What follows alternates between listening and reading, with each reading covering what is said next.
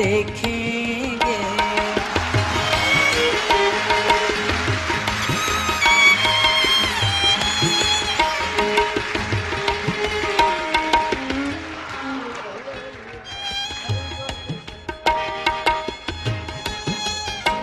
ہم دیکھیں گے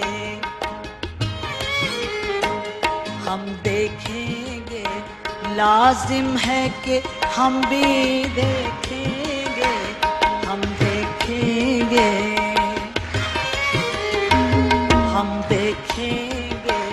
لازم ہے کہ ہم بھی دیکھیں گے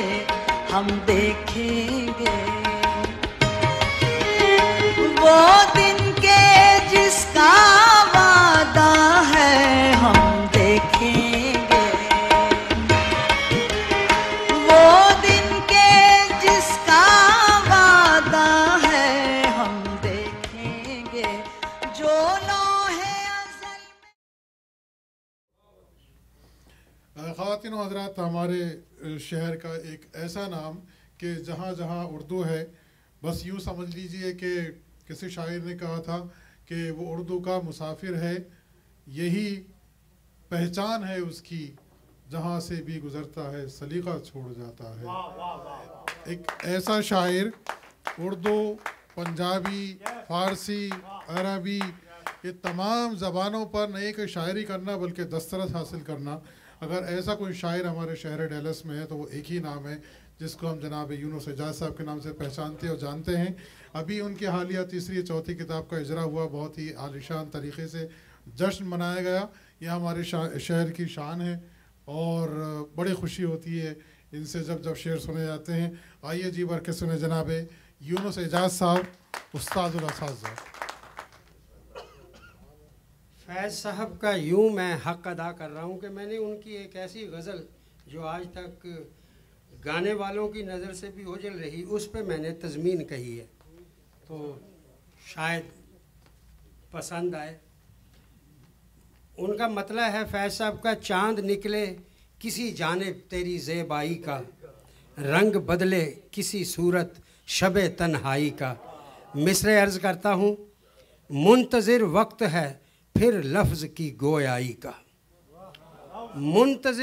منتظر وقت ہے پھر لفظ کی گویائی کا، دور پھر آئے نئے شعر کی دار آئی کا، پھر بجے ساز اسی رامش و رعنائی کا، چاند نکلے کسی جانب تیری زیبائی کا، رنگ بدلے کسی صورت شب تنہائی کا۔ مصرع حضرت کا شعر ہے، دولت لب سے پھر ہے خسرو شیریں دہنا، آپ خود سمجھ جائیں گے۔ اجر محنت سے تہی دستے تہے سنگ گراں،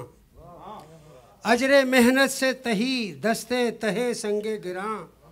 اب بھی آزاد منش بیٹھے ہیں زنداں زنداں، نو کے شمشیر پہ اب تک ہے قلم کی رگے جاں، دولت لب سے پھر ہے خسرو شیریں دہنا،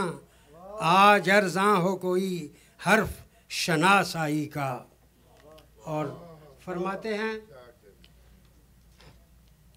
گرمی رشک سے ہر انجمن گل بدنم، عرض کرتا ہوں، تاکہ امید پہ روشن رہے قندیل بتاں، تاکہ امید پہ روشن رہے قندیل بتاں، بزم توحید میں ہو غلغلائے بادہ کشاں، پھر ہوں یوں حسن کے جلووں کی لویں رقص کناں، گرمی رشک سے ہر انجمن گل بدنا، تذکرہ چھیڑے تیری پیر ہنار آئی کا۔ عرض کرتا ہوں، شوق کے قربت پہ ہے حاوی وہی کرب ہجراں، شوق قربت پہ ہے حاوی وہی کرب ہجراں، خوش خرامی کو میسر گل و گلزار کہاں، بیچ کھاتے ہیں نئی صبحیں یہ میر و سلطان، صحن گلشن میں کبھی عیش ہے شمشاد قداں، پھر نظر آئے سلیقہ تیری رعنائی کا۔ آخری شعر سن لیں کہ چشم ساقی سے چھلکتا ہے بس ایک جام فراق، چشم ساقی سے چھلکتا ہے بس ایک جام فراق، دیدائے چشم ساقی سے چھلکتا ہے بس ایک جام فراق، دید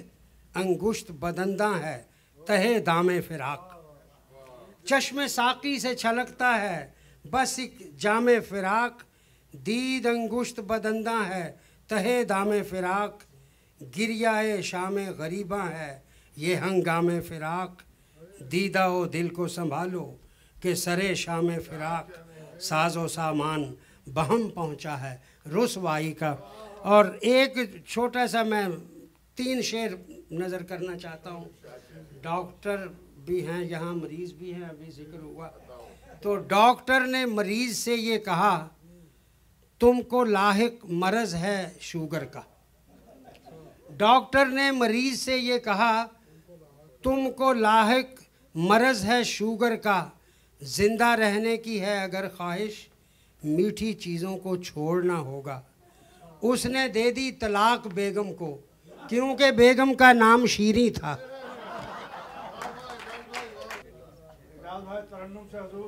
جو کچھ ہوا ہے دن میں وہی رات کر نہ جائے، جو کچھ ہوا ہے دن میں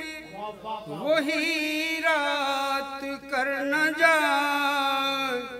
چلتے ہی جائیں لوگ کوئی اپنے گھر نہ جائے، چلتے ہی جائیں لوگ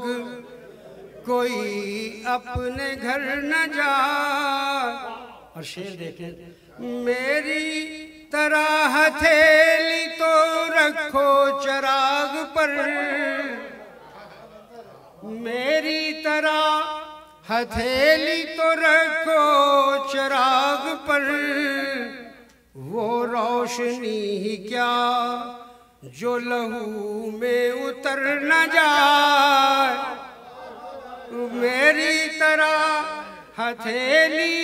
تو رکھو چراغ پر،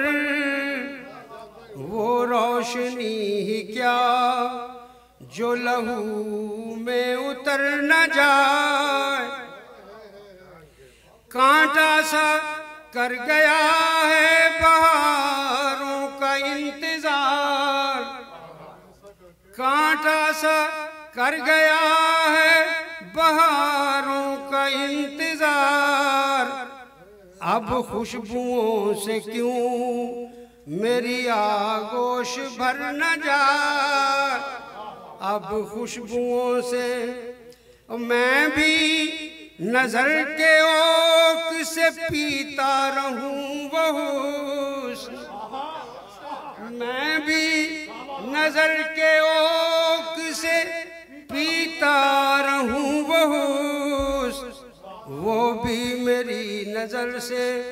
ہٹا کر نظر نہ جائے، وہ بھی میری، میں بھی نظر کے اوک سے پیتا رہوں وہ حسن، وہ بھی میری نظر سے ہٹا کر نظر نہ جائے، جی چاہتا ہے گھر تیرا آباد بھی رہے،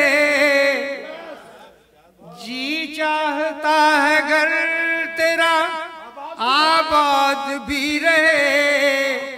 جی یہ بھی چاہتا ہے